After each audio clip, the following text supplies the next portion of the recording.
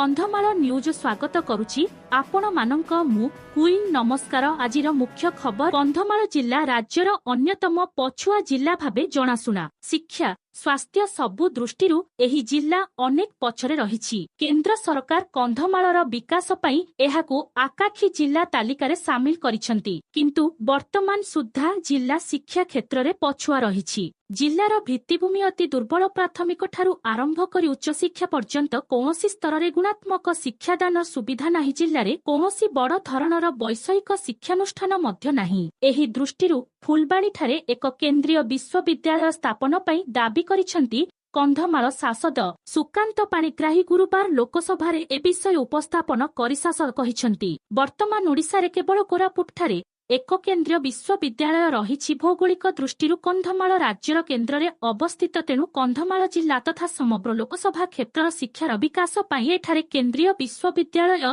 स्थापन पाई सांसद केंद्र सरकारଙ୍କୁ निवेदन करिसंती। गत 3 दिन तळे सांसद कंधमाल सहदीय क्षेत्र आवश्यकताକୁ दृष्टि रखि आउ 600टी मोबाइल टावर स्थापन पाई दाबी करिथिले। विशेष करी कंधमाल काखी जिला योजना रे सामिल थिबारु जिला प्रति स्वतंत्र ध्यान देबा पाई से केंद्र सरकारଙ୍କୁ अनुरोध करिसंती। जदि आपण माननकु आमो वीडियो भल लागिथिबो चैनल को लाइक एवं सब्सक्राइब करंतु। कंधमाल न्यूज भल पाइबा पाई